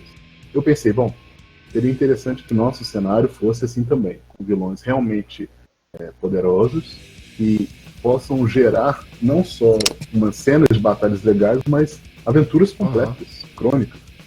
Então a gente tem essa preocupação de fazer um vilão que realmente vá te criar um problema. E além disso, a gente está aliando isso tudo a esse metaplot espiritual. Espiritual e histórico, porque alguns deles eles têm o seu auge no passado e ficam mais ou menos enfraquecidos justamente no período em que a nação Garou como grupo estava em menor atividade. Então a gente vai fazendo essa aliança aí de uma coisa com a outra. Quanto às macroentidades, né, vão ter momentos que elas são mais manifestas e menos e outros que elas são menos poderosas, mas eu encorajo os narradores e jogadores a usarem isso da maneira como quiserem. Uma das coisas que a gente apresenta para exemplificar dessas entidades é um culto à fome. Esse culto da fome ele vai ser mais bem descrito no livro, eu não quero entrar em tantos detalhes, é um troço muito maneiro, mas basicamente existe uma espécie de congregação espiritual na penumbra do Nordeste do Brasil, que é composta por malditos, por Elefante, por, sei lá, um monte de entidades ligadas ao Wyrm que cultuam o Akoru, que é justamente o encarno da fome. Esse culto ele surge recentemente, justamente quando a Fênix renasce e volta para o Brasil. Os inimigos pré-históricos dessa versão da Fênix ressurgem também. É uma coisa que realmente a gente tem trabalhado bastante e que é um lema desde que eu comecei a jogar RPG, é que todo grande herói ele é medido à altura dos seus inimigos, né? E é uma coisa que nós temos trabalhado de forma árdua para que você tenha... exatamente. De forma a criar realmente uma verdadeira legião de problemas para que vocês possam colocar para que vocês possam colocar para suas matilhas enfrentarem, né? À primeira vista, esses primeiros personagens aí que a gente colocou no preview lá no blog, eles podem ser de simples resolução, mas se você pega o Fomor, ele tem uma influência e recursos praticamente limitados para atuar aqui na América do Sul, principalmente no Brasil. O Zats, que pode ser o mais frágil de todos, o humano, ele com um telefonema ele pode dar cabo de toda a nação Garou e de seus parentes, devido ao protocolo ceifador. O Zats, até se ele for assassinado, ele continua sendo um problema, porque o problema que ele representa é o conhecimento que ele adquire. São as pesquisas feitas, né?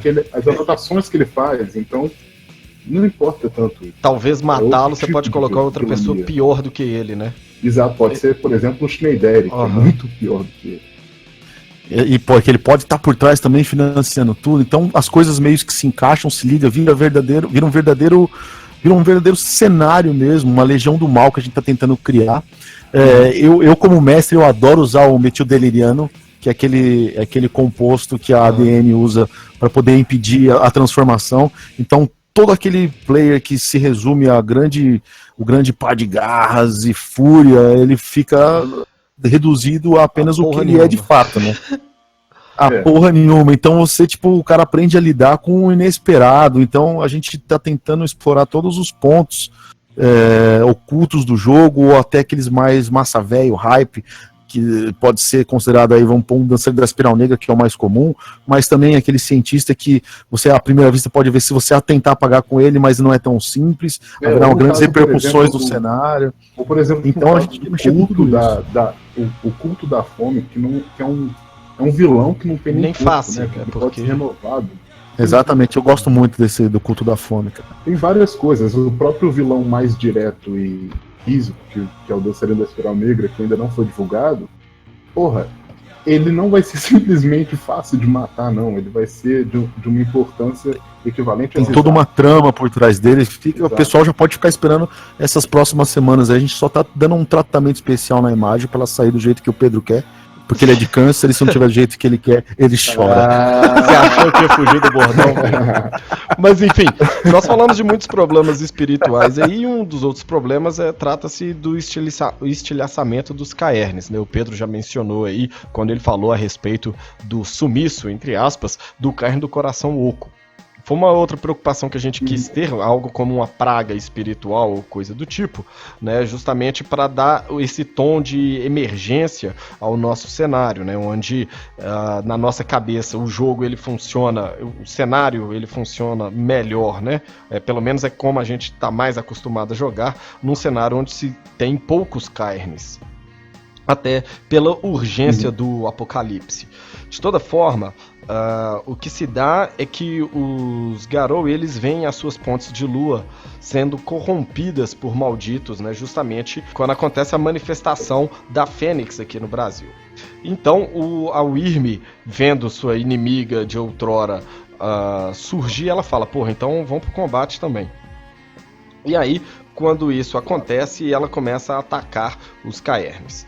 Então, é uma outra situação que a gente tem, né, para mostrar essa desgraçação, né, que o Brasil passa. E nesse momento eu estou falando única e exclusivamente sobre o jogo, tá, gente? Porque a desgraça que passa a gente já sabe. Mas tá bom. Isso é bom, né? Pelo menos os garotos continuam para ir para um lugar para o outro, não tem gasolina. Pariu, né, mano? Mas, enfim, já basta de política. Então, esse estilhaçamento do Caern, né, vai concordar com aquela ideia que o Pedro já apresentou aqui, né? Nós vamos ter poucos Caerns, mas a gente tem uma lista grande, né? A gente recebeu muitas contribuições dos nossos ouvintes, então vai estar lá marcado lá com asterisco os Caerns que nós achamos essenciais para o funcionamento do nosso cenário e outras sugestões. Claro que o narrador pode pegar e criar o próprio Caern dele, porra, é claro que pode, né? Ninguém tem a pretensão de falar esse é o oficial, jogue nisso e todo o resto deve ser ignorado. A ideia não é essa. E a gente espera que isso possa funcionar aí como material para o narrador. E também para os personagens quando eles forem criar, então, os seus backgrounds. Beleza, gente? A gente acabou passando aí a respeito de um panorama, né? Em especial da Wyrm aí no nosso cenário, de como é que ele funciona. E aí agora vem um pouquinho aí a respeito dos Garou. Vale lembrar que o jogo ele é lobisomem ou apocalipse, mas aqui o nosso apocalipse não é o final do mundo, não agora. Afinal de contas ia ser uma estupidez sem tamanho a gente escrever um livro, ficar esse tempo todo pra chegar na última linha do livro e falar, e o mundo acabou. Porra, não, né? Me ajuda. Então os temas dos Garou em especial, né, ele se trata de memória e ressurreição. Como eu disse lá no início, a gente trata essa brincadeira junto com o grupo do Nação Garou, onde a gente entende que memórias são as traduções que fizemos. E aí depois a ressurreição é a volta do grupo Nação Garou na forma, em especial, do Garoucast. Em especial, não estou menosprezando os outros programas, não. Vocês, por favor, continuem escutando. Mas é porque vocês entenderam, vai. E aí, então, surge essa ressurreição, né, que é quando a Nação Garou volta com a chama de Tata Krenak, né, a fênix brasileira, né, em suas piras funerárias. E aí ela vai e brilha aqui novamente, conclamando a nação a uma volta, né, chamando a nação para lutar novamente contra a Wyrm, agora que seus inimigos da pré-história, eles então levantam. Então essa é a ideia que a gente quis impor ali como a ideia dos Garou. Nosso apocalipse, momentaneamente, é a ressurreição da Nação Garou. Sim, como vocês podem perceber, nós quisemos aliar o que já foi feito, como a gente já falou várias vezes, no Rage Across the Amazon com o nosso material. Então, quando na publicação desse cast, vocês vão ter aí disponibilizado para vocês a primeira parte do livro, que é o conto da Iana. A Iana é uma personagem NPC Peregrina Silenciosa, que já foi apresentada lá no Rage Across BR, né, o blog do Prate. E ela vai contar uma história que é apresentada no início desses livros de suplemento, como vocês podem ver aí nos oficiais da White Wolf. E essa história tece justamente uma ligação entre aquele cenário antigo, entre as coisas que eram apresentadas e estão sendo modificadas, no nosso novo cenário.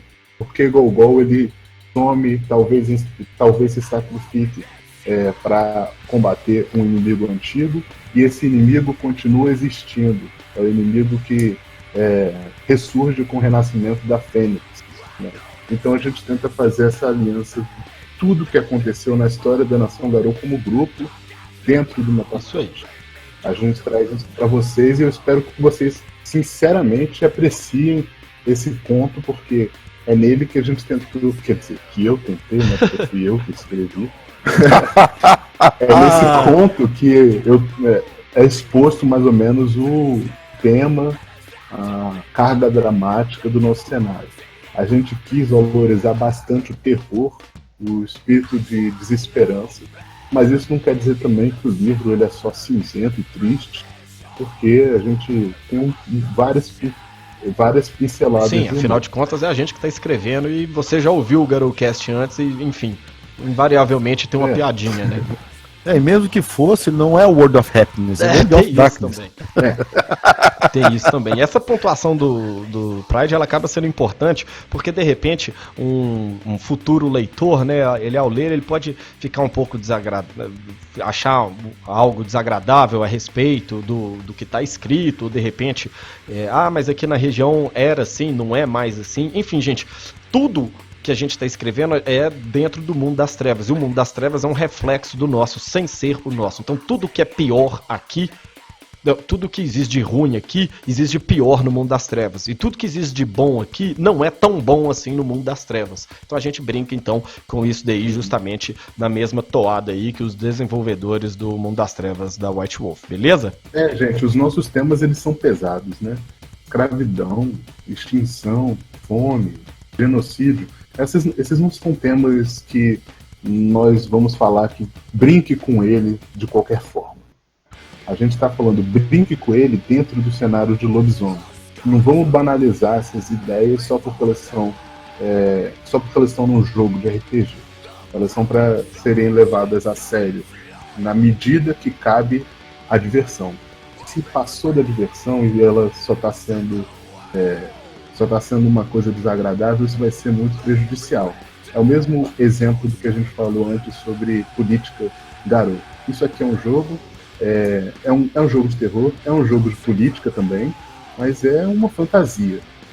Permanecemos na fantasia, né? Esses jogos eles são centrados na nossa realidade, mas tem que haver um distanciamento, senão o próximo não fica só potencialmente problemático, como fica chato também. Cara, ninguém quer saber, numa boa, ninguém quer saber que o seu filho de Gaia, Fúria Peregrino Silencioso, tá afiliado ao MST. O que a gente quer saber é matar o Irme, entendeu? E é claro que claro que pode haver uma proximidade entre o mundo real e o mundo fantástico. Mas só que se você passar esse limite, você vai ser um chato. Depois de todos esses disclaimers, vamos lá para a nossa próxima parte. Bem, o que a gente vai falar aqui agora um pouco é a respeito dos NPCs notórios, né? Ao longo do tempo aí, cerca de um ano aí atrás, o Pride vem lançando algumas imagens da Matilha da Vozes do Fogo e também dos nossos antagonistas. O Pride vai continuar com isso daí, é só vocês conferirem o regiacrossbr.blogspot.com.br que vocês vão ver aí todo o material que o Pride vem disponibilizando para vocês. E com o passar do tempo vocês vão ver mais. A lista de tarefas do Pride, ela não acabou. Tal como o Hércules, ele tem pelo menos 12 e agora ele já fez 9. Então tamo lá, Pride. Tamo seguindo. Bom, vocês que estão ouvindo agora, essa é a terceira vez que a gente grava. Teve a galera que teve na primeira live, a galera que teve na segunda live. A gente até rolou alguns dados de atuação, quase passamos no teste da Malhação da Globo. Faltou mas não raça rolou.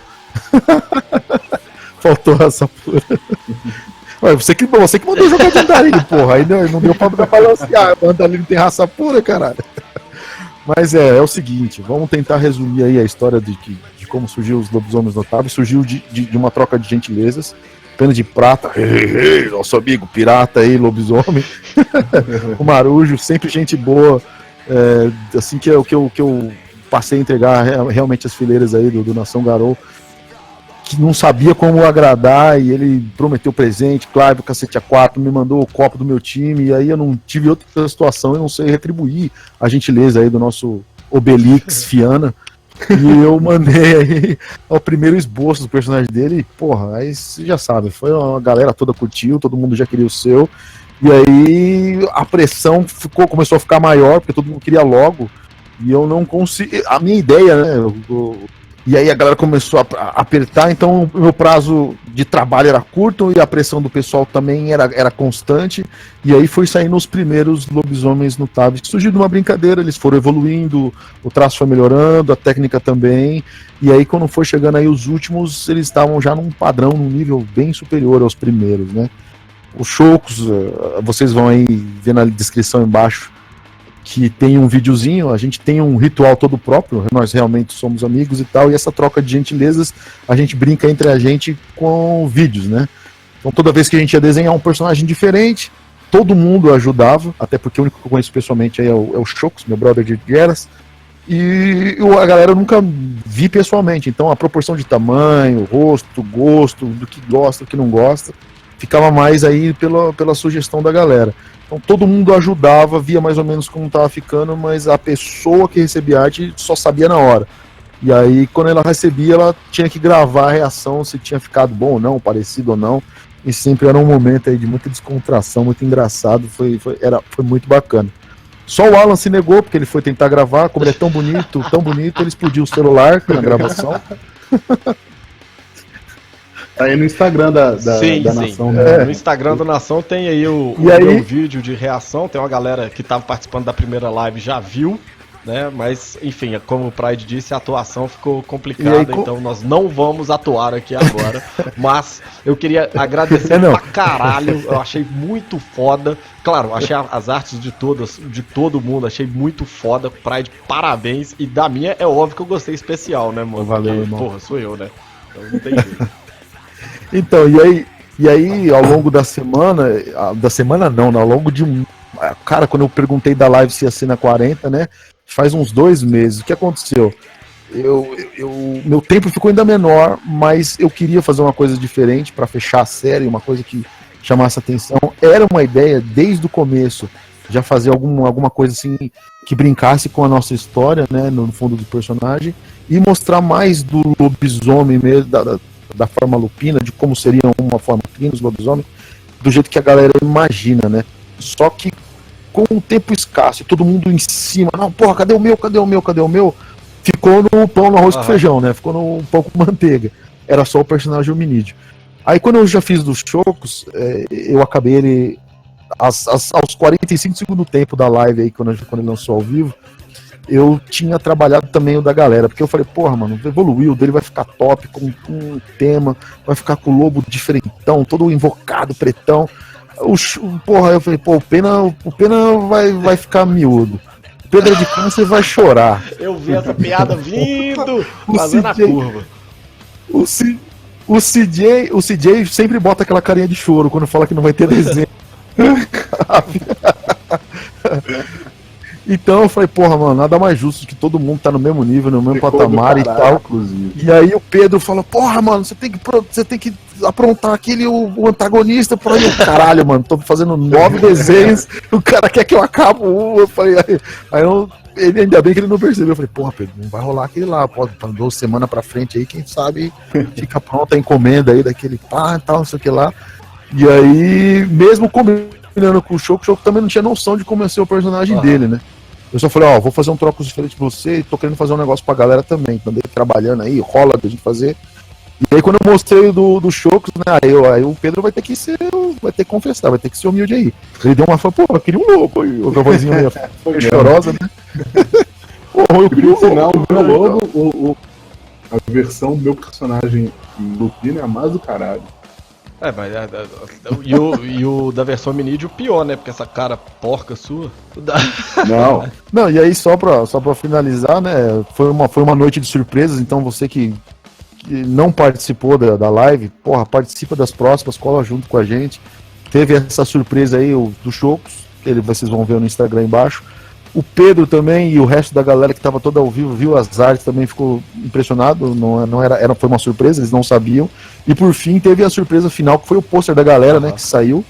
E aí a gente já colocou aí como o papel, como a capa aí do nosso Facebook aí para vocês. E só para reiterar que o pessoal, nós Garocasters, a equipe da Nação Garou é tão gente boa que a gente está fornecendo aí para vocês. A gente está fornecendo aí para vocês 2 memes produzidos pela Corvinho, né? A gente está fornecendo aí todas as artes do Pride para vocês ficarem inspirados, vários spoilers de todo esse livro aqui e o conto de abertura. E vale. Então joga o dinheiro na nossa direção. E vale lembrar aí também que a galera que participou da live teve mais spoilers. Tem notícia aí que tá correndo a boca pequena. Sim, mas vamos deixar muito mais que coisa. Os Corvos da Tempestade cuidem desses spoilers e que eles sejam revelados no momento apropriado. Eu queria pegar um gancho aqui muito rápido, só porque foram algumas perguntas que surgiram aí a respeito foram algumas perguntas que surgiram aqui no decorrer da live a respeito do nosso suplemento, né, o Brasil em Fúria, e um deles era a respeito da arte. Então, gente, a gente vai fazer o livro com a qualidade que vocês estão acostumados do Nação Garou, diagramado, aquela coisa toda, borda, fonte e tal, tudo de Lobisomem Apocalipse, tá certo? E nós pretendemos fazer ele de 2 maneiras. Vocês vão conseguir baixar através do nosso site e tal. E na semana passada, a White Wolf anunciou que agora em junho vai sair o Storytellers Vault para Lobisomem Apocalipse, que é a plataforma na qual nós pretendemos divulgar o nosso trabalho. E aí lá Nessa plataforma o material vai ser gratuito, como tudo sempre foi aqui no Nação Garou, tá certo?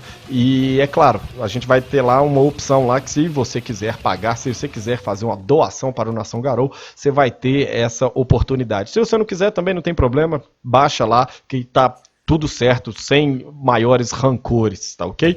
Sem nenhum problema. E, junto com isso, o Storytellers Vault, ele fornece algumas artes que elas possam ser usadas nesses suplementos, né? Artes genéricas e tal. Artes das quais nós vamos nos aproveitar de algumas, é claro, assim que a gente saber quais são as artes, ver onde elas se encaixam no livro. No caso das artes da Storytellers Vault, nós só vamos poder utilizar elas quando nós tivermos o livro todo finalizado, né? E nós queremos ir lançando ele em português para vocês aqui, de maneira seriada. Então a gente está liberando agora o conto de abertura, obviamente em português, e em breve vocês vão ter aí o capítulo de introdução, capítulo 1, 2 e por aí vai, até chegar ao fim.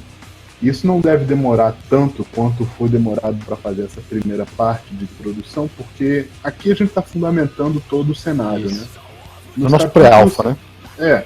E nos capítulos que estão sendo elaborados, a gente já tem muita coisa preparada, e essas coisas elas são mais dinâmicas de serem elaboradas também. Não vai depender de uma pesquisa tão intensa quanto a gente teve até agora. Isso aí. De qualquer forma, além das artes fornecidas pela Vault, que vão ser usadas quando tiver tudo pronto, a gente quer usar também algumas artes brasileiras, né? Sim, então a gente já tem aí algumas ideias, alguns nomes na cabeça de um pessoal que faz arte aí e que está relacionado ao jogo de uma maneira ou de outra, né? A galera que sabe o que é que a gente quer, porque é difícil de eu falar para um desenhista que não conhece. Desenha um Criros aí para mim, o cara não vai fazer a menor ideia do que é. Enfim. Então a gente está querendo buscar esse tipo de coisa e valorizar também o artista nacional. É claro que nós pagaremos por essas artes, né? A gente está buscando fazer isso daí, a gente está pensando em como que vão ser essas artes de capítulo, artes menores e tal, tudo. Para financiar tudo isso daí, a gente vai vir aí futuramente com a ideia de um Kickstarter, né? Porque a gente espera que vocês colaborem com a gente, pra gente colaborar com o artista e o artista colaborar conosco. Enfim, vocês entenderam a porra toda, onde é que isso daí vai chegar. Porque às vezes o artista tem filho e o filho come mais do que o artista. Só deixando claro que nós estamos liberando aqui uma enxurrada de spoilers. Se vocês estivessem online, vocês iam ter pegado mais ainda. E existem outros spoilers com data de serem lançados no futuro da Nação Garou que vão explodir a cabeça de todo mundo. Então, como diz o Pride, dorme no nosso barulho que você acorda cantando. Olha, o cara roubou meu bordão, que filha da puta, mano. E é então com o roubo do bordão que a gente fica por aqui. Hoje, exclusivamente, nós não teremos o desafio de posto, uma vez que o desafio de posto ele vai se tratar de um livro que ainda não está finalizado. Então, porra, ia ficar um negócio meio complicado aqui da gente poder falar. O desafio de posto é ler o conto e falar o que achou. Boa, Pedro. Por favor, baixem o conto, deem uma lida, porque ele tá do caralho. Não é porque eu escrevi, não, porque os meninos aí concordam também. E vamos colocar aí a reação do que vocês acham, porque a partir do que vocês nos fornecerem, a gente vai guiar também na construção do Isso aí. Do livro. E falando ainda da construção do livro, vale lembrar que o livro não foi finalizado. Então, se você tiver qualquer contribuição para com o livro, você pode mandar essa contribuição, seja carne, fetiche, ritual, dom, um NPC, sei lá, qualquer coisa, pode mandar pra gente, naçãogarou@yahoo.com.br. Beleza? A gente vai ficando por aqui. Eu queria agradecer Pedro Pride e Pena, que participou da primeira live, não pôde participar da gravação da live, dessa live ao morto que a gente fez, essa live de overdub. Você vai esquecer. Você vai esquecer de pôr ou você não vai pôr o nome dele na descrição dessa vez? E, obviamente, agradecer também os nossos ouvintes, não só você que está ouvindo aqui agora a nossa live cheia de edição e overdubs, mas também como os ouvintes que participaram tanto da live do dia 24, que não deu certo, quanto da live do dia 25, que também não deu certo. Não deu certo, não foi por culpa de vocês, então vocês estão todos aqui representados. Beleza? Beleza. Beleza. Então a gente fica por aqui. Um livro de despedida para todo mundo. Valeu!